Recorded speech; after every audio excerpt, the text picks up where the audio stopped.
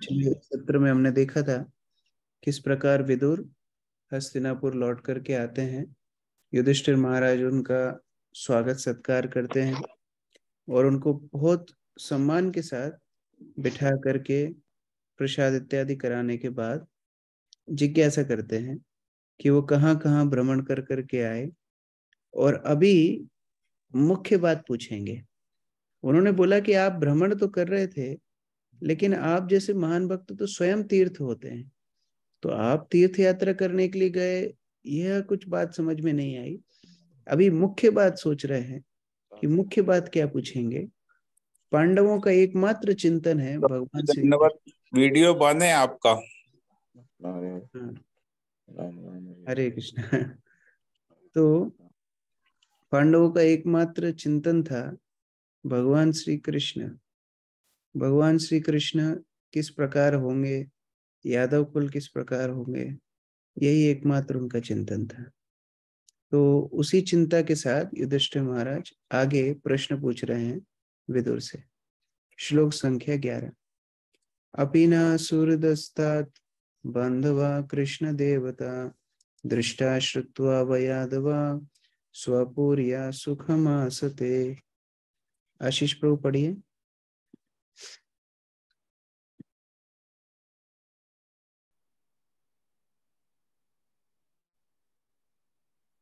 हरे Krishna.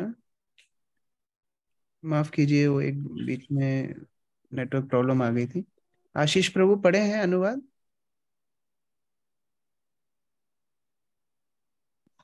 Hello. हाँ, आशीष प्रभु अनुवाद पढ़े हैं? नहीं प्रभु जी। जी मैं पढ़ रहा हूँ प्रभु जी। पढ़िए। राधे कृष्ण प्रभु जी, दंडवत प्रणाम। हे चाचा, आप द्वारका भी गए होंगे। उस पवित्र स्थान में यदुवंशी हमारा मित्र तथा शुभचिंतक है, जो नित्य भगवान श्री कृष्ण की सेवा में तत्पर रहते हैं। आप उनसे मिले होंगे अथवा उनके विषय में सुना होगा। वे अपने अपने घरों में सुखपूर्वक रह रहे हैं ना। राधे कृष्ण।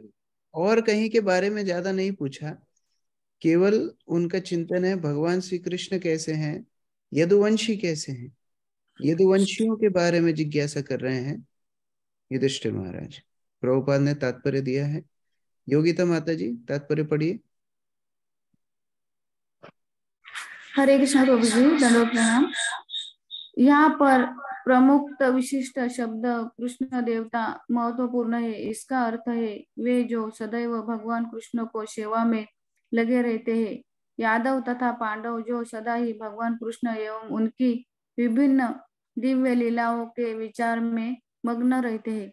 वे सबके सब विदुर के ही समान भगवान के शुद्ध भक्त थे।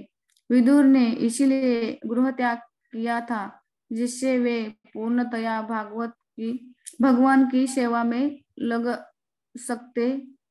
सके। किंतु सारे पांडव तथा यादव तो सदा ही कृष्ण के विचार में डूबे रहते थे।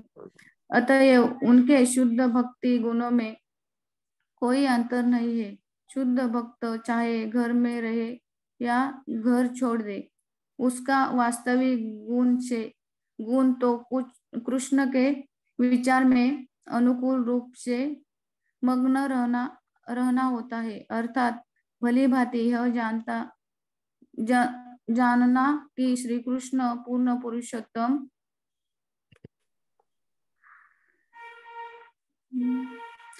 भगवान है। यद्यपि कंस, जरासंध, शिशुपाल तथा उन्हीं जैसे अन्य असुर भी भगवान कृष्ण के विचार में सदैव निमग्न रहते थे, किंतु वे भिन्न प्रकार से प्रतिकूल होकर निमग्न रहते थे या उन्हें केवल शक्तिशाली मनुष्य मानते थे। अतएव कंस तथा शिशुपाल को शुद्ध भक्तों का वह पद प्राप्त नहीं है जो विदुर, पांडवों तथा यादवों जैसे शुद्ध भक्तों को प्राप्त है। महाराज युधिष्ठिर भी भगवान कृष्ण तथा उनके द्वारा के पार्षदों के विचार में सदैव निमग्न रहा करते थे। अन्यथा वे विदुर से उन सबके विषय में न पूछते। अतएव महाराज युधिष्ठिर विश्व के राज्य के मामलों में लगे रहकर भी विदुर के समान भक्ति पद पर स्थित थे। हरे कृष्ण प्रभु। दोनों का गुणगान प्रभुपाद कर रहे हैं कि विदुर घर छोड़कर भी शुद्ध भक्त थे, युधिष्ठिर महाराज पूरे पृथ्वी के राजा होते हुए भी शुद्ध भक्त थे, और यादव लोग भी शुद्ध भक्त थे, यद्यपि वो द्वारका के महलों में रह रहे थे, वो शुद्ध भक्त थे। तो जो शुद्ध भक्तों की पहचान है वो क्या है? अनुकूल, कृष्ण की अनुकूल सेवा। अनुकूलेनु कृष्णानु सेवनम भक्ति रुच्यते। अनुकूल सेवा अगर भगवान की कोई भक्त कर रहा है तो वो किसी भी परिस्थिति में हो, वह शुद्ध भक्त है।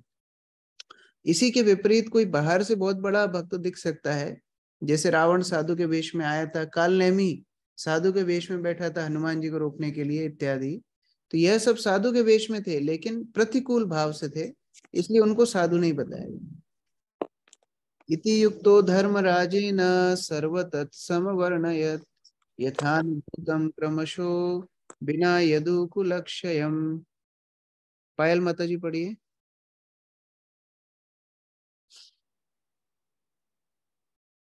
हरे कृष्ण प्रभु जी। महाराज युधिष्ठिर द्वारा इस प्रकार पूछे जाने पर महात्मा विदुर ने क्रमशः सब कुछ कह सुनाया जिसका उन्होंने स्वयं अनुभव किया था।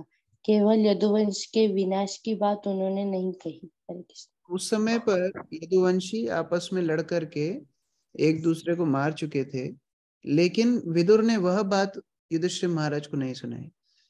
क्यों नहीं सुनाई? आगे अगले श्लोक में बता रहे हैं। नन्वय प्रियम दुर्विश्रहम नृणाम स्वयं उपस्थितम नावेदत सकरुणो दुख इतान दृष्टुमक्षमम। राकेश प्रभु पढ़िए। हरे कृष्ण प्रभु जी, दंडवत प्रणाम। अनुवाद पढ़िए। जी प्रभु जी। दयावान महात्मा विदुर पांडवों को कभी भी दुखी नहीं देख सकते थे, अतः उन्होंने इस अप्रिय तथा असह्य घटनाओं को प्रकट नहीं होने दिया, क्योंकि आपदाएं तो अपने आप आती है। हरे कृष्ण। तो यह बहुत बड़ी शिक्षा है कि जिस बात से किसी को कष्ट हो वह अप्रिय वाक्य नहीं बोलना चाहिए। यद्यपि वो सत्य है, लेकिन पांडव लोग यदुकुल से इतना आसक्त थे, अभी यह खबर सुन के कि यदुकुल का विनाश हो चुका है, युधिष्ठिर महाराज इत्यादि को कितना दुख होगा। ये खबर तो अपने आप आ ही जाएगी, लेकिन इस प्रकार से कई बार मजा लोगों को आता है बुरी बातें बताने में, कष्टप्रद बातें बताने में, लेकिन इस प्रकार की बातें नहीं बोलना चाहिए जिससे किसी को दुख हो। तो यहाँ विदुर महाराज बहुत बहुत ही अच्छी शिक्षा दे रहे हैं महात्मा विदुर, कि इस प्रकार उन्होंने वह बात नहीं बताई कि यदुकुल का विनाश हो चुका है, क्योंकि वो जानते थे युधिष्ठिर महाराज को बहुत दुख होगा। तात्पर्य सुजाता माता जी। हरे कृष्णा प्रभु जी, दंडवत प्रणाम। नीति शास्त्र के अनुसार ऐसा अप्रिय सत्य नहीं कहना चाहिए जिससे अन्य व्यक्तियों को कष्ट हो। विपदा सदैव प्रकृति के नियमानुसार स्वतः आती है, अतएव इसका प्रचार करते हुए उसे अधिक उभारना नहीं चाहिए। महात्मा विदुर जैसे दयावान व्यक्ति के लिए विशेष रूप से प्रिय पांडवों के साथ व्यवहार करते हुए यदुवंश के विनाश जैसी अप्रिय घटना को उद्घाटित करना प्रायः असंभव था, इसलिए उन्होंने जानबूझकर ऐसा नहीं किया। हरे कृष्ण। इस प्रकार उन्होंने यह खबर इसलिए नहीं सुनाई जानबूझ के कि यह खबर तो वैसे ही आ ही जाएगी। अप्रिय सत्य भी बोलना नीति शास्त्रों के हिसाब से गलत है। तो सत्य बात है, लेकिन अप्रिय है तो नहीं बोलना चाहिए। तो इस प्रकार से महात्मा विदुर युधिष्ठिर को सारी बातें बताते हैं, और आगे कुछ काल वहां पर ठहर जाते हैं। कंचित कालम अथावत्सेत् सत्कृतो देववत् सुखम भातृज्येष्ठस्य श्रेयस्कृत सर्वेषां सुखमावहम। मुकुल प्रभु पढ़िए अनुवाद। हरे कृष्णा प्रभु। इस प्रकार अपने कुटुंबियों द्वारा देवतुल्य सम्मानित होकर महात्मा विदुर कुछ काल तक अपने बड़े भाई की मनोदशा को ठीक करने के लिए तथा इस प्रकार अन्य सबों को सुख देने के लिए वहां पर रहते रहे। तो विदुर के आने का एकमात्र प्रयोजन क्या था? उनके बड़े भाई धृतराष्ट्र को उद्धार करना। तो उनको उद्धार करने के लिए आए थे। बहुत ही शिक्षाप्रद है, क्योंकि एक तात्पर्य पहले ही प्रभुपाद ने बोला कि चाहे भक्त घर में रहे चाहे वन में रहे, उसकी स्थिति एक जैसी है। लेकिन धृतराष्ट्र भक्त नहीं था, वह भौतिक आसक्तियों में जकड़ा हुआ था, द्वेष से ग्रसित। उसने महाभारत के युद्ध में दुर्योधन इत्यादि को नहीं समझाया, नहीं रोका, और युद्ध पर्यंत भी, युद्ध के पूर्ण होने के बाद भी वह युधिष्ठिर इत्यादि के घर में रहने लगा, और युधिष्ठिर उनको पिता समान, राजा समान सम्मान देते थे, तो वो सम्मान भी ले रहा था। तो इस प्रकार आसक्त व्यक्ति को छुड़ाने के लिए महात्मा विदुर वहां पर कुछ समय रहे। उनका एकमात्र अभिप्राय वही था। बसंत प्रभु तात्पर्य पढ़िए। हरे कृष्णा प्रभु जी, धन्यवाद, प्रणाम। विदुर जैसे महात्मा पुरुषों का सत्कार स्वर्ग के निवासियों जैसा होना चाहिए। उन दिनों स्वर्ग के निवासी महाराज युधिष्ठिर जैसे लोगों के घरों में आया करते थे, और कभी कभी अर्जुन जैसे व्यक्ति स्वर्गलोक की यात्रा किया करते थे। नारद तो ऐसे अंतरिक्ष यात्री हैं जो बिना रोक टोक के न केवल भौतिक ब्रह्मांडों में अपितु आध्यात्मिक लोकों में भी विचरण कर सकते हैं। नारद भी महाराज युधिष्ठिर के महलों में आते जाते थे। फिर अन्य देवताओं के विषय में कहना ही क्या। संबद्ध लोगों की आध्यात्मिक संस्कृति से ही विभिन्न लोकों के मध्य इस शरीर से यात्रा कर पाना संभव है। अतएव महाराज युधिष्ठिर ने विदुर का वैसा ही सत्कार किया जैसा देवताओं का किया जाता है। महात्मा विदुर पहले ही वानप्रस्थ जीवन स्वीकार कर चुके थे, अतएव वे अपने पैतृक महल में भी कोई भौतिक सुख भोगने नहीं आए थे। उन्होंने अपनी कृपा से ही महाराज युधिष्ठिर द्वारा अर्पित सेवा भाव को स्वीकार किया, लेकिन उस महल में रहने का एकमात्र उद्देश्य अपने बड़े भाई धृतराष्ट्र का उद्धार करना था, जो सांसारिकता में अत्यधिक आसक्त थे। धृतराष्ट्र ने महाराज युधिष्ठिर से युद्ध करके अपना सारा राजपाट तथा सारे वंशज खो दिए थे, तो भी अपनी असहाय अवस्था के कारण वे महाराज युधिष्ठिर का दान तथा आतिथ्य ग्रहण करने में लज्जा का अनुभव नहीं कर रहे थे। युधिष्ठिर महाराज के लिए यह बिल्कुल उचित था कि वे अपने ताऊ को समुचित ढंग से रख रहे थे, किंतु इस प्रकार का भव्य आतिथ्य धृतराष्ट्र के लिए स्वीकार करना उचित न था। उन्होंने इसे स्वीकार कर रखा था क्योंकि उन्होंने सोचा कि अन्य कोई विकल्प न था। विदुर वहां पर विशेष रूप से धृतराष्ट्र को प्रबुद्ध करने तथा उन्हें उच्चतर आध्यात्मिक अनुभूति प्राप्त कराने के उद्देश्य से ही आए थे। प्रबुद्ध व्यक्तियों का यह कर्तव्य है कि वे पतित आत्माओं का उद्धार करें, और विदुर इसी उद्देश्य से आए थे। किंतु आध्यात्मिक प्रबोध की बातें इतनी सुहावनी होती है कि जब विदुर धृतराष्ट्र को उपदेश दे रहे थे तो परिवार के सारे सदस्य उनकी ओर आकृष्ट हो गए, और सबों ने धैर्य पूर्वक उनकी बातें सुनने में आनंद का अनुभव किया। आध्यात्मिक अनुभूति की यही विधि है। संदेश को ध्यान पूर्वक सुनना चाहिए, और यदि किसी अनुभूत व्यक्ति द्वारा यह संदेश दिया जाता है तो यह बद्धजीव के सुप्त हृदय पर प्रभाव डालता है, और निरंतर श्रवण करते रहने से मनुष्य आत्म साक्षात्कार की पूर्ण अवस्था को प्राप्त कर सकता है। हरे कृष्ण। इसीलिए भक्ति विनोद ठाकुर बोलते हैं कि साधु का काम एक ही होता है, सुप्त जीवात्माओं को जगाना। जीव जागो गोरा चांद बोले, को तो निद्रा जाओ माया पिशाची रखोले। हम लोग जन्म जन्मांतर से पिशाची यानी पिशाचिनी माया की गोद में सोए हुए हैं। साधु पुरुष आकर के हमको बोलते हैं जागो, कितने दिन पिशाची माया के गोदी में सोते रहोगे, अभी जाग करके भगवत भक्ति करो। तो उस प्रकार विदुर का युधिष्ठिर के घर में आने का एकमात्र अभिप्राय था, एकमात्र प्रयोजन था कि धृतराष्ट्र का उद्धार करें। और यद्यपि बड़े कटु वचन बोलेंगे, क्योंकि विरक्ति दिलाने के लिए बड़े कठोर शब्द बोलेंगे आगे, लेकिन सभी घर वाले ध्यान पूर्वक धैर्य पूर्वक उनकी बातें सुन रहे थे और सुखद महसूस कर रहे थे, क्योंकि आत्मा अभी प्रफुल्लित हो रही है। हो सकता है मन अहंकार को कई बार साधुओं की बात बुरी लगे, लेकिन आत्मा प्रफुल्लित होती है। जिस प्रकार शरीर के किसी अंग का यदि ऑपरेशन हो तो उस ऑपरेशन में बड़ा दर्द होता है, लेकिन हमें ये पता होता है कि ऑपरेशन से हमारी समस्या का समाधान होगा। उसी प्रकार से साधुओं की बात कभी कभी ऑपरेशन जैसी होती है, जिसमें हो सकता है कभी अहंकार को ठेस पहुंचे, लेकिन आत्मा के उत्थान के लिए वह आवश्यक है। उसी उद्देश्य से महात्मा विदुर युधिष्ठिर के पास आए और महाराज युधिष्ठिर के राजमहल में यद्यपि बड़े बड़े देवता आया करते थे, स्वयं नारद मुनि भी आया करते थे, लेकिन इस प्रकार नहीं कि एक छोटा सा दासी पुत्र घूमता हुआ विदुर के लिए उस राजमहल में प्रवेश की कोई जगह ना हो। नहीं, हर व्यक्ति के लिए स्थान था। साधु को हमारे घर में आने के लिए हिचक नहीं होनी चाहिए। कई बार हमारा ऐसा व्यवहार होता है, साधु पुरुष हमारे घर में नहीं आते हैं, इस प्रकार से हमारा अभिवादन नहीं होना चाहिए।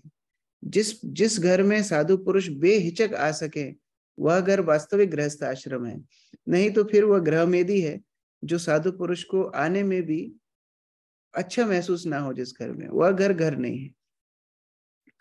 अभिभ्रद आरम्य दंडम यथावद अघकारिषु यावद दधारसोदर द्रवत्वम शापद वर्षसतम यमा। सुदामानाथ प्रभु जी पढ़िए। हरे कृष्ण प्रभु जी, दंडवत प्रणाम। मंडूक मुनि के द्वारा शापित होकर जब तक विदुर शूद्र का शरीर धारण किए रहे तब तक पाप कर्म करने वालों को दंडित करने के लिए यमराज के पद पर अर्यमा कार्य करते रहे। हरे कृष्ण प्रभु। तो अभी कोई पूछ सकता है, अरे विदुर तो यमराज थे, तो यमराज को श्राप मिला, विदुर बन गए, और ये तो यहाँ रह रहे हैं हस्तिनापुर के राजमहल में धृतराष्ट्र का उद्धार करने के लिए, तो वहां कौन कार्य संभाल रहा है यमराज का? तो यहाँ पर बताया आर्यमा उस समय पर यमराज के पद पर आसीन होकर के यमराज का कार्य संभाल रहे थे, और यमराज जो थे वह सिक लीव नहीं, कैजुअल लीव ली थी। एक्चुअली कैजुअल लीव लेकर के वो यहाँ पर हस्तिनापुर में धृतराष्ट्र का उद्धार करने के लिए रहते थे। तात्पर्य पढ़िए दीपिका माता जी। हरे कृष्ण प्रभु जी, दंड प्रणाम। विदुर सूत स्त्री के गर्भ से उत्पन्न होने के कारण अपने भाइयों धृतराष्ट्र तथा पांडु के साथ राज्य के उत्तराधिकारी से भी वंचित थे, तो भला वे धृतराष्ट्र तथा महाराज युधिष्ठिर जैसे विद्वान राजाओं एवं क्षत्रियों के शिक्षक पद पर कैसे रह सकते थे?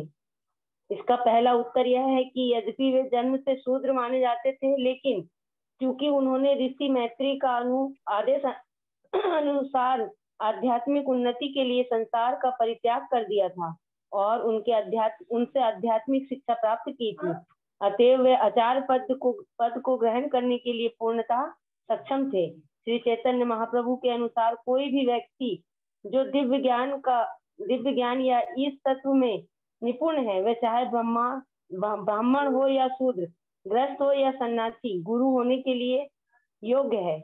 यहाँ तक कि सामान्य शास्त्र नीति में महान राजनीतिक तथा नीतिविद चाणक्य पंडित के मत अनुसार शूद्र से भी निम्न व्यक्ति से शिक्षा ग्रहण करने में कोई हानि नहीं मानी गई। यह उत्तर का एक अंश हुआ। दूसरा अंश यह है कि विदुर वास्तव में शूद्र न थे।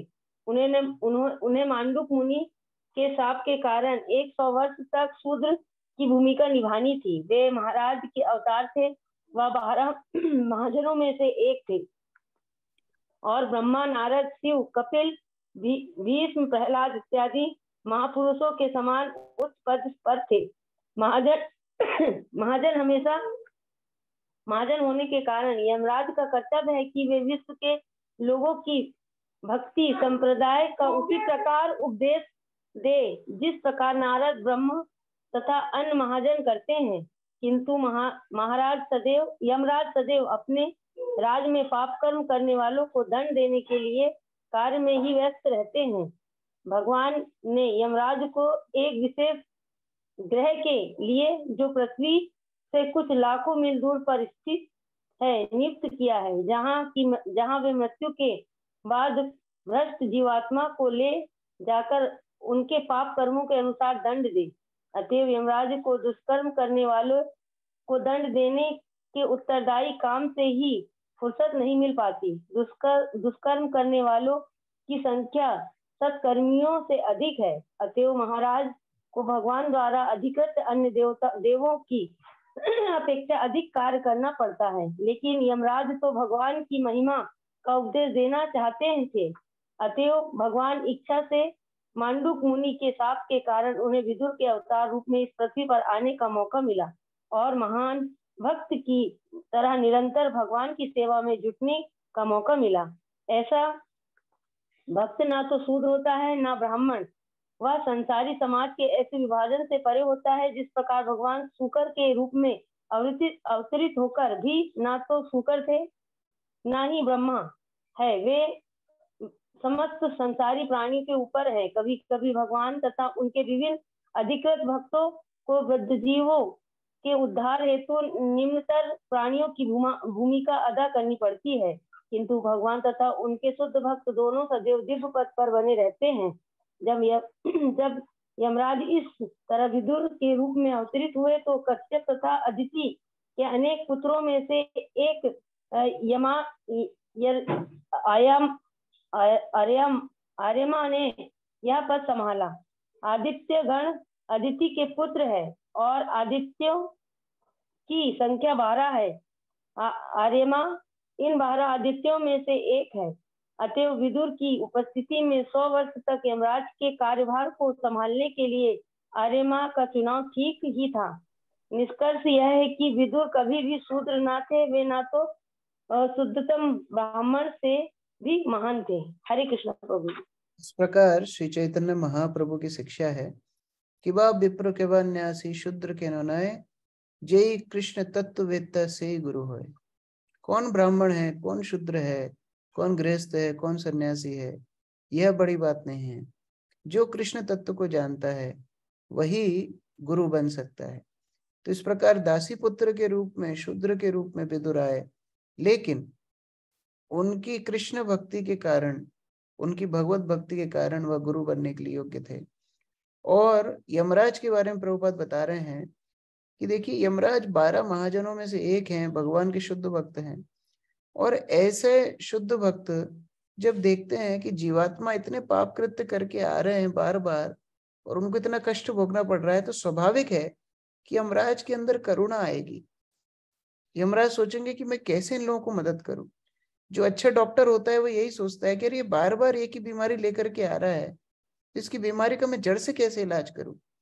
तो इसीलिए यमराज विदुर के रूप में आते हैं कि कृष्ण भक्ति का प्रचार करने के लिए, कि अगर वो भगवत भक्ति का प्रचार करेंगे तो लोग अपने आप अपने भवबंधन से छूट करके शुद्ध स्तर पर स्थित हो जाएंगे। तो आर्यमा नाम के एक आदित्य को, 12 आदित्य होते हैं जिनमें विष्णु इंद्र भी सम्मिलित हैं, उनमें से एक आर्यमन थे। और उन आर्यमन को यमराज बना करके, जो यमराज थे वो स्वयं विदुर रूप में आए और यहाँ धृतराष्ट्र के उद्धार के लिए हस्तिनापुर में उपदेश कर रहे हैं।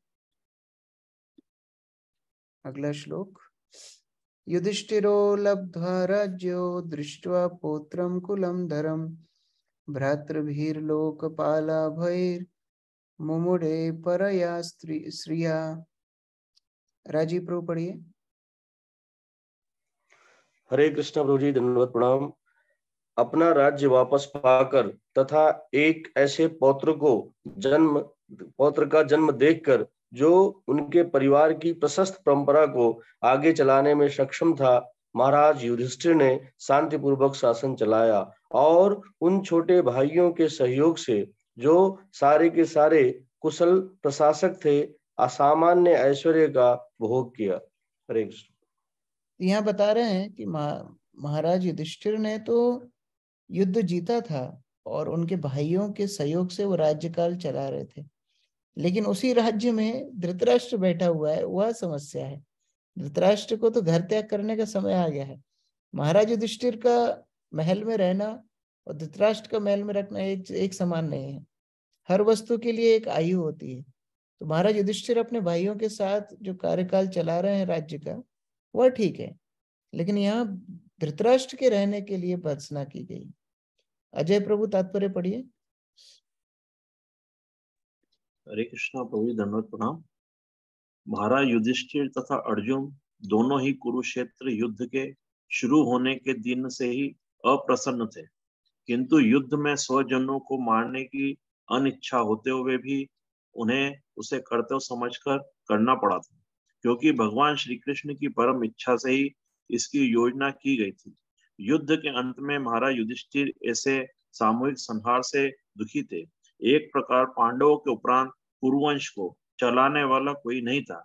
यदि एकमात्र आशा शेष थी तो वह पुत्रवधु उत्तरा की कोख में स्थित बालक था, और उस पर भी अश्वत्थामा ने हमला कर दिया था, किंतु श्री भगवान की कृपा से वो बालक बच गया था।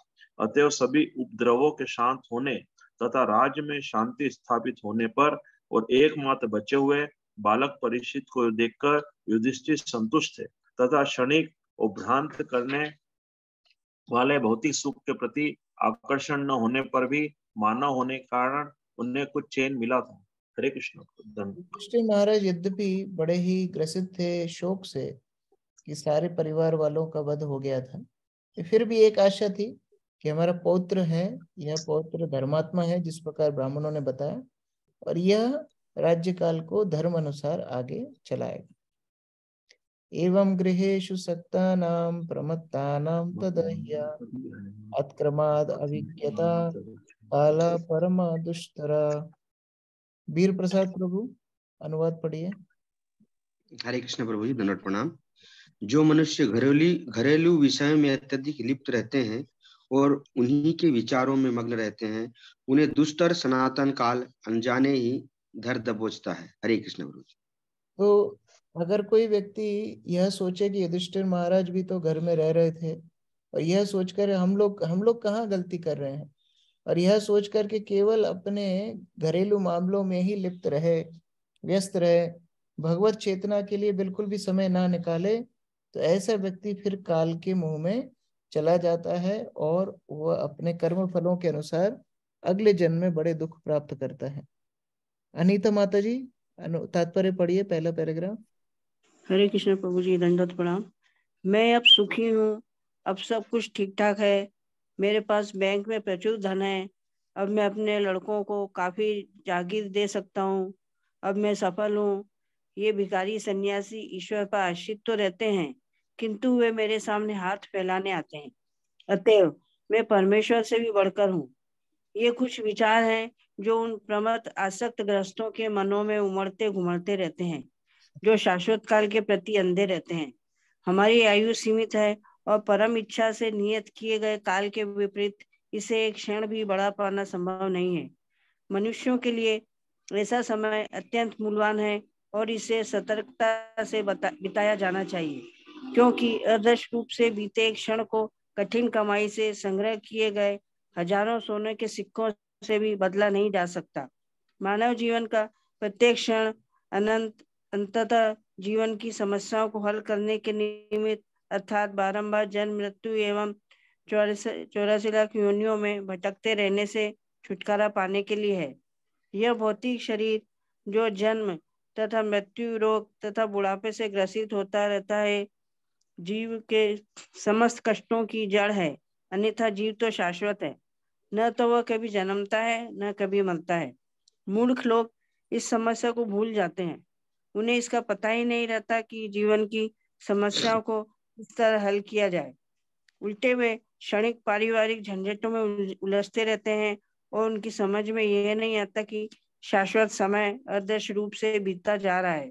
उनकी सीमित आयु हर क्षण घटती जा रही है और जन्म मृत्यु एवं रोग तथा बुढ़ापे के चक्कर की सबसे बड़ी समस्या जो कि त्यों बनी रहती है, यही भ्रम कहलाता है।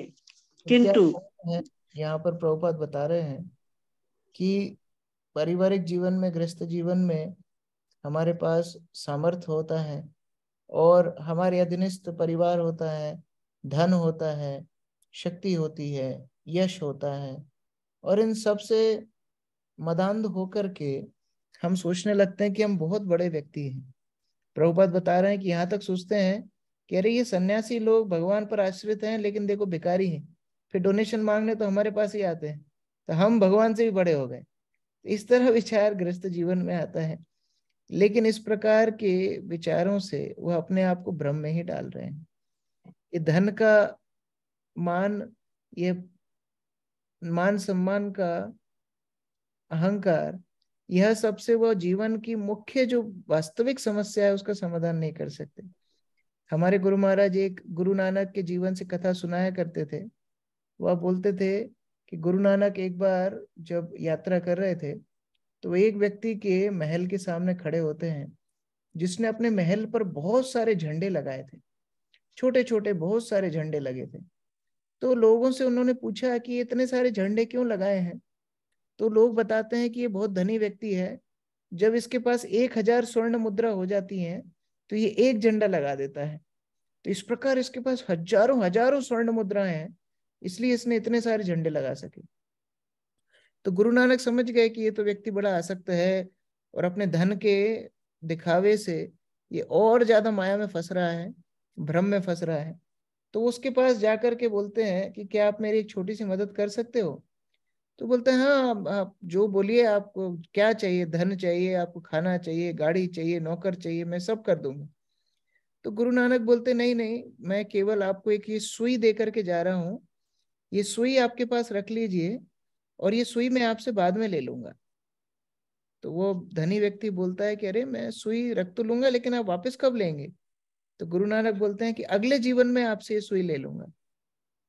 तो ये धनाढ्य व्यक्ति बोलता है कि अरे अगले जीवन में ये सुई कैसे लेके जाऊंगा, आपको अगले जीवन में ये सुई कैसे दूंगा? तो गुरु नानक बोलते हैं अच्छा, आप ये सुई लेकर के अगले जीवन में नहीं जा पाएंगे, तो इतने सारे स्वर्ण मुद्रा लेकर के कैसे जाएंगे? तो जब ये सुई नहीं ले जा सकते हो तो इतनी सारी स्वर्ण मुद्रा अगले जीवन में कैसे लेके जाओगे?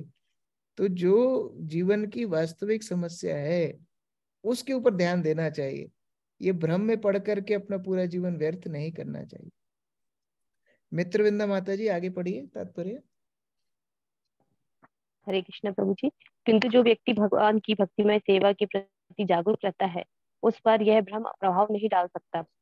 युधिष्ठिर महाराज तथा उनके भाई पांडव सभी भगवान श्री कृष्ण की सेवा में लगे रहते थे और उन्हें इस भौतिक जगत की मायावी सुख के प्रति तनिक भी आकर्षण न था। जैसा कि हम पहले बता चुके हैं, महाराजा युधिष्ठिर भगवान मुकुंद मोक्षदाता भगवान की सेवा में अचल थे, अतएव उन्हें स्वर्ग में उपलब्ध जीवन के सुख का भी आकर्षण न था, क्योंकि स्वर्ग लोक तक में उपलब्ध सुख क्षणिक तथा भ्रामक होता है। चूंकि जीव शाश्वत है, अतएव वह भगवान के नित्य धाम पर व्योम में भी सुखी रह सकता है। यहाँ से बारंबार जन्म मृत्यु रोग तथा बुढ़ापे के इस भूभाग में कोई नहीं लौटता। अतः ऐसा कोई भी सुख या भौतिक सुविधा जो शाश्वत जीवन प्रदान नहीं कर सकती, शाश्वत जीव के लिए भ्रम ही है। जो इस तथ्य को समझ लेता है वह विद्वान है, और ऐसा विद्वान व्यक्ति ब्रह्म सुखम के नाम से विख्यात वांछित लक्ष्य को प्राप्त करने के लिए किसी भी सुख, भौतिक सुख का बलिदान कर सकता है। इस सुख के लिए वास्तविक योगी तक ललायित रहते हैं, और जिस तरह भूखा व्यक्ति भोजन के बिना अन्य समस्त सुख सुविधा ऐसे सुखी नहीं बनाया जा सकता, उसी प्रकार जिसे आध्यात्मिक परम सुख की भूख है, उसे कितना ही भौतिक सुख क्यों न प्राप्त हो, किंतु इसकी यह सुख भूख बुझती नहीं है। अतएव इस लोक में वर्णित उपदेश को महाराजा युधिष्ठिर पर या उनके भाइयों तथा माता पर लागू नहीं किया जा सकता। यह दृष्टांत ऐसे व्यक्तियों के लिए है जिन्हें शिक्षा देने के लिए विदुर विशेष रूप से आए। हरे कृष्ण। तो विदुर का एकमात्र विचार था कि धृतराष्ट्र इस प्रकार के भ्रम में पड़ा हुआ है और उस भ्रम से उसको बाहर निकालना है। लेकिन युधिष्ठिर और इत्यादि बाकी पांडव वह भगवान की सेवा के लिए वहां पर है, तो वह बंधन का कारण नहीं है।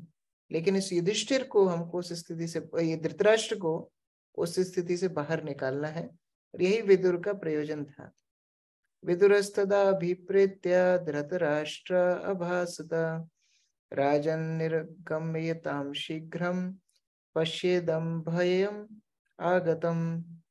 विनोद प्रभु अनुवाद पढ़िए। हरे कृष्ण प्रभु, दंडवत प्रणाम। महात्मा विदुर ये सब जानते थे, अतएव उन्होंने धृतराष्ट्र को संबोधित करते हुए कहा, हे राजन, कृपा करके यहाँ से शीघ्र ही बाहर निकल चलिए, विलंब न कीजिए। जरा देखें तो भय ने किस प्रकार आपको फसीभूत कर रखा है। हरे कृष्ण प्रभु।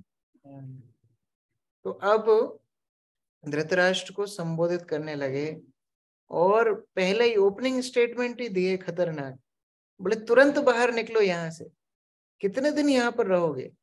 अभी देखिए आप पूर्ण प्रकार से भय से ग्रसित हो गए हैं। क्या इस प्रकार भीरुओं का जीवन आपको शोभा देता है? तुरंत यहाँ से बाहर निकल जाइए और वानप्रस्थ जीवन स्वीकार कीजिए। विनीत प्रभु तात्पर्य पढ़िए। हरे कृष्णा प्रभु जी, दंडवत प्रणाम। क्रूर काल को किसी की चिंता नहीं होती, चाहे वह महाराज धृतराष्ट्र हो या महाराज युधिष्ठिर ही क्यों न हो। अतएव बूढ़े महाराज धृतराष्ट्र को जो आध्यात्मिक उपदेश दिया गया वह उनसे अल्पायु वाले महाराज युधिष्ठिर पर भी लागू होता था। एक प्रकार से राजमहल का प्रत्येक व्यक्ति, राजा तथा उनके भाइयों एवं माता, सब महात्मा विदुर के भाषणों को ध्यान से सुन रहा था। किंतु महात्मा विदुर को ज्ञात था कि उनके उपदेश विशेषकर महाराज धृतराष्ट्र के ही निमित्त है, क्योंकि वे अत्यधिक भौतिकवादी थे। राजन शब्द से महाराज धृतराष्ट्र को विशेष रूप से संबोधित किया गया है। महाराज धृतराष्ट्र अपने पिता के सबसे बड़े पुत्र थे, अतएव नियमों के अनुसार उन्हें हस्तिनापुर के सिंहासन पर आरूढ़ होना था, किंतु जन्मांध होने के कारण वे अपने न्यायोचित अधिकार से अयोग्य मान लिए गए थे। वे इस शोकावस्था को भूल नहीं पाए, किंतु अपने छोटे भाई पांडु की मृत्यु के पश्चात यह निराशा कुछ कम हो गई। उनके छोटे भाई अपने पीछे कुछ अल्प वयस्क पुत्र छोड़ गए थे, अतः महाराज धृतराष्ट्र उनके स्वाभाविक अभिभावक बन चुके थे, किंतु उनकी हार्दिक अभिलाषा यह थी कि वे वास्तविक राजा बने और अपना राज्य दुर्योधन आदि अपने पुत्रों को हस्तांतरित कर दें।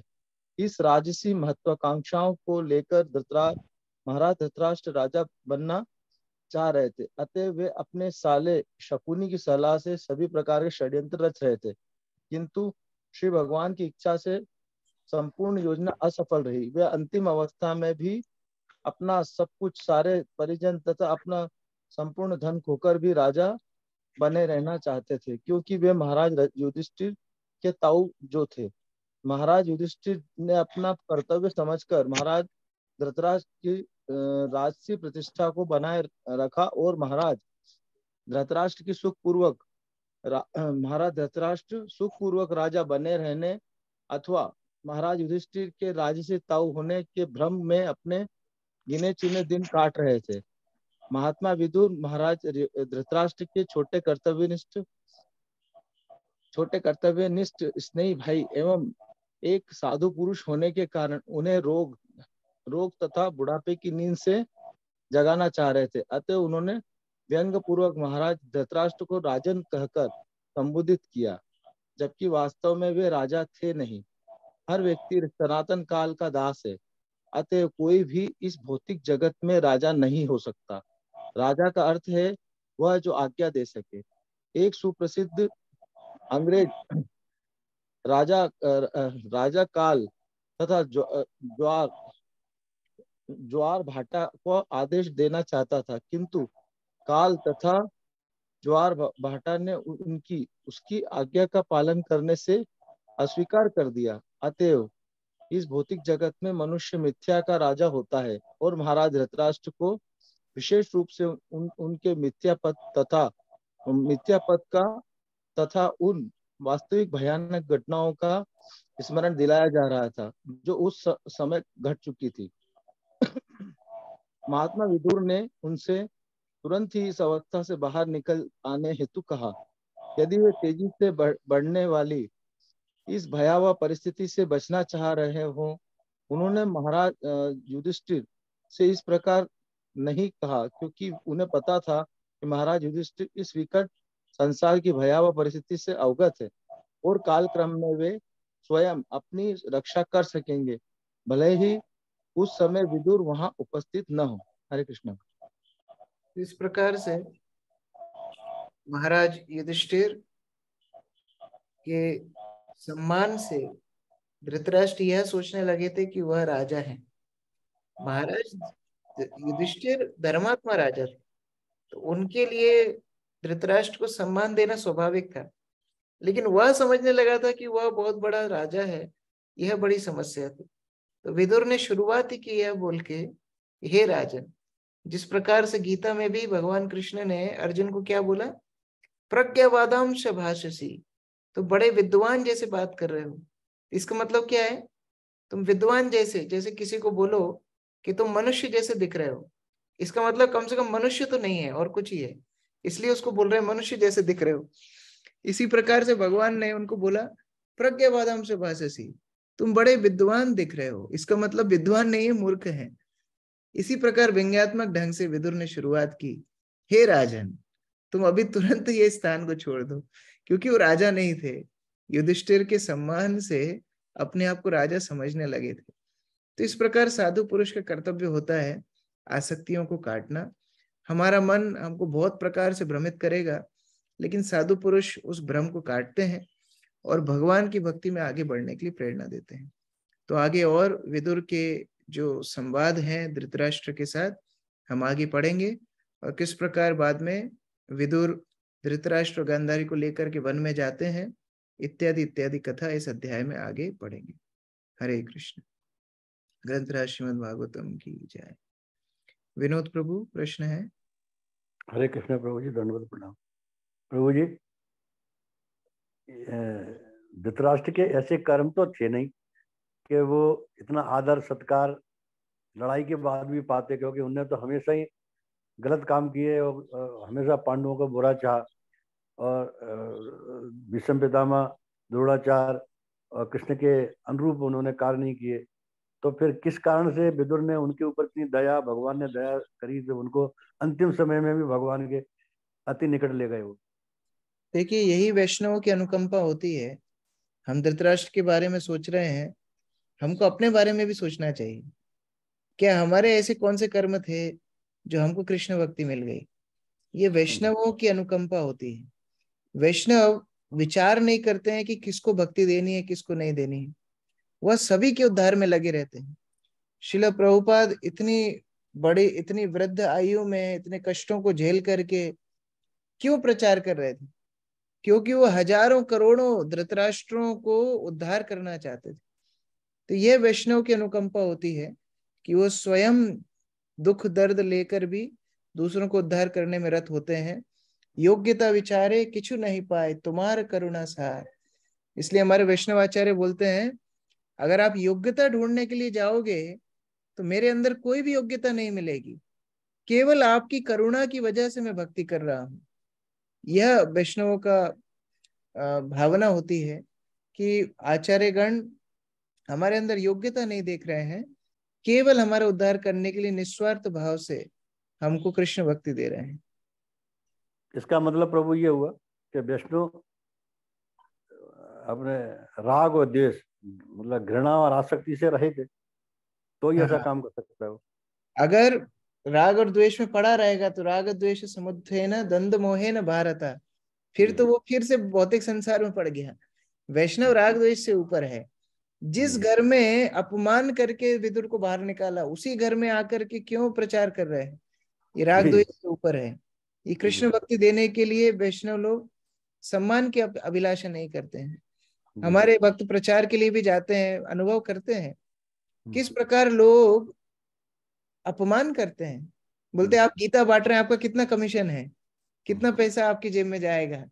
अरे बड़ा बड़ा जॉब छोड़ के, नौकरी छोड़ के वह गीता बांट रहा है 10 रुपया के कमीशन के लिए। लेकिन इस तरह अपमान सहन करके भी भक्त लोग प्रचार करते हैं, क्योंकि वो कृष्ण भक्ति दूसरों को देना चाहते हैं। जी, एक प्रभु जी थोड़ा सा एक संक्षिप्त में आपसे एक चाहता हूँ मैं इसका क्लेरिफिकेशन। एक तो ब्रह्म ज्ञान, गुहा ज्ञान जो अध्याय 9 में बताया भगवान ने, ब्रह्म ज्ञान, एक परमात्मा का ज्ञान, ईश्वर का ज्ञान, जैसे गोत्तम ज्ञान बताया, गोत्तर ज्ञान बताया। तीसरा है आपका भक्ति का ज्ञान, भगवान की भक्ति का ज्ञान, जैसे गोत्तर से गोत्र, प्राइवेट से प्राइवेट ज्ञान बताया है। तो इसको संक्षिप्त में बताएं थोड़ा प्रभु। ब्रह्म ज्ञान का अर्थ है कि हर वस्तु भगवान से आती है, ये ब्रह्म ज्ञान है। ये गुह्य ज्ञान जो बड़े बड़े साइंटिस्ट भी नहीं समझ पाते, उनको लगता है बड़ा धमाका हुआ उससे सब कुछ आ गया। तो ये गुह्य ज्ञान क्यों है? साइंटिस्ट से भी बड़ा ज्ञान है गुह्य ज्ञान, कि सब कुछ भगवान से आता है। सेकंड है परमात्मा ज्ञान, गुह्यतरा मतलब थोड़ा और सीक्रेट। थोड़ा और सीक्रेट मतलब सब कुछ भगवान से तो आता है, लेकिन भगवान हर स्थान में विद्यमान भी है, हर स्थान में भगवान का निवास भी है। तो ये परमात्मा का ज्ञान है। और गुह्यतमम ज्ञान है भक्ति का ज्ञान। अच्छा, भगवान हर स्थान में मौजूद है, लेकिन क्या हम उनसे संबंध बना सकते हैं? क्या हम उनकी सेवा कर सकते हैं? क्या हम उनका सानिध्य प्राप्त कर सकते हैं? बिल्कुल कर सकते हैं, क्योंकि भगवान अपने धाम में भी रहते हैं और वहां पर वह भक्तों के साथ आदान प्रदान करते हैं। तो ये गुह्य तमम ज्ञान, सबसे सीक्रेट ज्ञान है, भगवान के साथ भक्ति के संबंध से जुड़ना। धन्यवाद प्रभु जी, बहुत अच्छा। जय माला माता जी। हरे कृष्ण प्रभु जी, दंडवत प्रणाम जी। प्रभु जी, मेरा प्रश्न ये है, जैसे अभी आपने भागवतम में कहा कि जो अनुकूलता में भगवान की सेवा करते हैं तो वो शुद्ध होते हैं, जैसे द्वारिका में रहकर जो भक्ति कर रहे थे तो वो शुद्धता वाले होते हैं, किंतु जो प्रतिकूलता में भगवान की भक्ति करते हैं, सेवा करते हैं, तो क्या वो शुद्ध नहीं होते प्रभु जी? शुद्ध होते हैं, लेकिन उसको भक्ति नहीं कहा जाता। जैसे मान लीजिए कोई व्यक्ति किसी बड़े कंपनी में जॉब कर रहा है, एक व्यक्ति बहुत ईमानदारी से जॉब कर रहा है, एक व्यक्ति बीच बीच में चोरी करता है, रिश्वत लेता है, वह भी जॉब कर रहा है। दोनों के अकाउंट में सैलरी आएगी, लेकिन अगर आपको चुनाव करना हो दोनों में से किसको जिम्मेदारी देना है, तो आप किसको देंगे, ईमानदार व्यक्ति को या चीटिंग व्यक्ति को? ईमानदार व्यक्ति को प्रभु जी। सैलरी दोनों को मिलेगी, लेकिन आप अपने भरोसेमंद कार्य देंगे जो ईमानदारी से कार्य कर रहा है। उसी प्रकार से भगवान का चिंतन चाहे अनुकूल हो चाहे प्रतिकूल हो, शुद्ध करेगा। लेकिन भक्तिमय भाव, भक्ति अनुकूल होती है। भगवान जो स्वयं को दे देते हैं भक्ति के द्वारा, वो केवल अनुकूल भक्तों को देते हैं। बाकी लोगों को हाँ भवबंधन से मुक्त करके ब्रह्म ज्योति में स्थान दे देंगे, लेकिन भक्ति केवल उनको देंगे जो अनुकूल भाव से कृष्ण की सेवा कर रहे हैं। प्रभु जी जैसे हम लोग भक्ति में है ना, तो प्रतिकूलता भी बहुत सारी है, लेकिन फिर भी भक्ति में है, तो फिर इससे क्या समझा जाएगा प्रभु जी? तो हमको धीरे धीरे प्रतिकूलता कम करनी है। अभी तो हम शुद्ध भक्त नहीं बने हैं, अभी हम साधक हैं। साधक का मतलब थोड़ी शुद्धता है, थोड़ी सी कलमश भी है, दोनों ही है। या बहुत सारा कलमश है, थोड़ी सी भक्ति है। एक बार प्रभुपाद से कोई ने पूछा कि प्रभुपाद मैं कभी कभी माया में गिर जाता हूँ, क्या करूं? प्रभुपाद बोले तुम कभी कभी माया में नहीं गिरते हो, तुम माया में ही हो, कभी कभी भक्ति में गिरते हो। तो इस प्रकार से हम लोग थोड़ी थोड़ी भक्ति कर रहे हैं, थोड़ा कलमश भी है, लेकिन हमको धीरे धीरे शुद्ध होना है। जब हम भक्ति का अनुशीलन करेंगे, धीरे धीरे अनुकूल भगवान के प्रति आता जाएगा। तो प्रभु जी, क्या इस संसार में रह के, मतलब ये भौतिक सारे क्रियाकलापों को संपन्न करके हम भगवान की प्राप्ति कर सकते हैं क्या? या तो भौतिक संसार को प्राप्त कर लो प्रभु जी, या भगवान को प्राप्त कर लो, दो में से एक ही चुनाव कर सकते हैं ना। जैसे मीराबाई हमारे सामने एग्जाम्पल है, बुद्ध जी हैं, तो और महाराज युधिष्ठिर नहीं है, पांडव महाराज युधिष्ठिर है प्रभु। ये लोग कौन है? ये भागवत की शिक्षा हमको समझनी है। भागवत क्या कह रहा है? अपनी जिम्मेदारियां करते हुए कृष्ण चेतना करना है। कृष्णेर संसार करो छाड़ी अनाचार, कृष्ण को अपना संसार बना लीजिए, और जितने भी अनाचार जो धर्म विहीन क्रियाएं हैं उनको छोड़ना है। अपने धर्म, अपने कार्य क्षेत्र को नहीं छोड़ना है, धर्म विहीन क्रियाओं को छोड़ना है। वही कार्य क्षेत्र को कृष्ण के लिए कीजिए और भक्ति बन जाएगी। यही भागवत की शिक्षा है। भागवत में यह शिक्षा कभी भी नहीं मिलेगी कि अपने कार्य क्षेत्र को छोड़ो। लेकिन हाँ, किसको मिल रही है? धृतराष्ट्र को, कि अभी बहुत कर लिया, अभी निकलो वह अभी वानप्रस्थ का समय आ गया। लेकिन जब गृहस्थ का समय है, जिम्मेदारियां हैं, वह करते हुए भक्ति करना है। ये भागवत की शिक्षा। जी प्रभु जी, बहुत बहुत धन्यवाद प्रभु जी। हरे कृष्णा। राजीव प्रभु। हरे कृष्ण प्रभु जी, धन्यवाद प्रणाम। प्रभु जी, एक प्रश्न है, दुविधा है ये कि हम लोग कहते हैं कि शिव जी सबसे परम वैष्णव हैं, और सभी भक्तों को कहा जाता है कि हम लोग या 3 गुणों से ऊपर उठें, और या तो कम से कम सत्व गुण में रहें, स्थित रहें, जबकि शिव जी तमोगुणी हैं, तमोगुण का प्रधान है उनके पास। तो वो कैसे तमोगुण में रहकर भगवान की आराधना या सेवा कर पाते हैं, भगवान का स्मरण कर पाते हैं? ये थोड़ा दुविधा है। देखिए, वैष्णव का अर्थ होता है जो अपनी स्वतंत्र इच्छा को कृष्ण के ऊपर समर्पित कर चुका है, यह वैष्णव होता है। जो जितना बड़ा वैष्णव, उतनी ही बड़ी अपनी स्वतंत्रता भगवान के ऊपर समर्पित कर चुका है। मान लीजिए अभी आप अच्छे से अमेठी में रह करके भक्ति कर रहे हैं, आपको गुरु आदेश दे कि आप अमेठी छोड़ के जाइए, अंडमान निकोबार आइलैंड में जाकर के भक्ति कीजिए। वहां एक भी भक्त नहीं है, कोई सानिध्य नहीं मिलेगा, जूम कनेक्शन भी नहीं मिलेगा, वहां भक्ति करना है। तो कहाँ भक्ति अच्छी हो रही थी? अमेठी में या अंडमान निकोबार में? कहाँ भक्ति?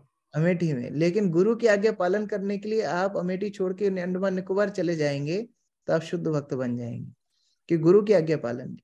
उसी प्रकार से हाँ, सतोगुण में भक्ति अच्छी होती है, लेकिन कृष्ण की इच्छा के लिए भगवान शिव तमोगुण भी स्वीकार करते हैं, शमशान में रहते हैं और भौतिक संसार के क्रियाकलापों को संभालने का दायित्व लेते हैं, इसलिए परम वैष्णव है। कि अनुकूल परिस्थिति नहीं है, भगवान की इच्छा के लिए करते हैं। दूसरा उदाहरण हमने तात्पर्य में आज पढ़ा यमराज का। यमराज बड़े करुण हृदय के भक्त हैं। यमराज को जैसा दिखाया जाता है टीवी में वैसे नहीं है कि बड़े बदसूरत से, काले से, मुच्छड़ और बड़े क्रूरता से लोग, ऐसे नहीं है। बड़े सुंदर हैं, बड़े कोमल हृदय के हैं। आप सोचिए, अगर माता पिता अपने बच्चों को सुधारना चाहते हैं तो क्या टेररिस्ट के पास देकर के आ जाएंगे? नहीं। किसी चाची, किसी बुआ, कोई प्रेम जो करता है उनके द्वारा समझाएंगे। उसी प्रकार से भगवान जीवात्माओं को शोधन करना चाहते हैं तो करुण हृदय वाले यमराज के पास भेजते हैं कि यमराज उनको कम से कम पनिशमेंट दे करके सुधारें। तो वो द्रव्य हृदय है उनका, लेकिन फिर भी भगवान की इच्छा है इसलिए वह कार्य कर रहे हैं। क्या वैष्णव कभी किसी को भाला घुसा सकता है या गर्म तेल की कढ़ाई में डाल सकता है? फिर भी वो सेवा कर रहे हैं, क्यों? भगवान की इच्छा है, इसीलिए वैष्णव है। तो ये जितना बड़ा वैष्णव है, कैसे पता पड़ेगा कि प्रतिकूल परिस्थिति में भी भगवान के अनुकूल सेवा करे, वो बड़ा वैष्णव है। यद्यपि भगवान शिव भौतिक संसार में क्रियाकलापों में लिप्त होते हैं और पूरे भव शब्द ही भगवान शिव के लिए है, तो पूरे संसार को संभालने का दायित्व भगवान ने उनको दिया है। तमोगुण के अधिष्ट देव हैं, क्यों है? यद्यपि प्रतिकूल परिस्थिति है, भगवान की प्रसन्नता के लिए करते हैं, इसलिए महावैष्णव है। ठीक है। यस सुजाता माता जी। हरे कृष्णा प्रभु जी, दंडवत प्रणाम। प्रभु जी, जैसा कि हम लोग जानते हैं कि माया देवी या बहिरंगा शक्ति मतलब दुर्गा देवी हैं, तो आज आप एक वो मतलब वैष्णव सॉन्ग गा रहे थे जिसमें माया को पिशाचिनी बोला गया है, तो वो तो थोड़ा नेगेटिव वर्ड है ना प्रभु जी, नहीं समझ में आया उसको। देखिए, माया शक्ति भगवान की ही शक्ति है, लेकिन अभी उनका कार्य क्या है? उनका कार्य भगवान की विस्मृति कराना। तो जब हम माया के चंगुल में पड़े रहेंगे तो उनका कार्य है पिशाची जैसा, इसलिए उनको पिशाची बोला है। जैसे आइसक्रीम बुरी नहीं है, लेकिन मान लो किसी को ठंडी है, बुखार है, उसमें आइसक्रीम खाएगा तो किसको दोष देंगे? आइसक्रीम की वजह से ऐसा हो गया।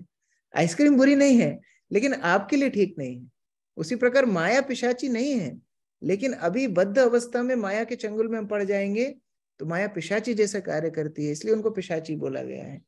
तो उस प्रकार से माया से छूटने के लिए वैष्णव गणों ने निर्देश दिए हैं कि माया से छूट करके भगवान की योग माया की शरण लें, और वह योग माया मतलब भक्ति। भक्ति की शरण लेंगे तो फिर हम मुक्त हो जाएंगे। तो फिर वही योग माया, वही दुर्गा देवी हमको मदद करेंगी, फिर वो पिशाची नहीं रहेंगी, फिर वो सुभद्रा बन जाएंगी। सुभद्रा, भद्र मतलब ऑस्पिशियस, सुभद्र मतलब सबसे ज्यादा ऑस्पिशियस, सबसे ज्यादा शुभ, यह है सुभद्रा। तो वही माया सुभद्रा कब बन जाएंगी? जब हम भक्ति करेंगे। ठीक है जी प्रभु जी, थैंक यू। हरे जगत गुरु श्रील प्रभुपाद की जय, ग्रंथराज श्रीमद् भागवतम की जय, अद्वैत भक्त वृंद की जय। हरे कृष्ण।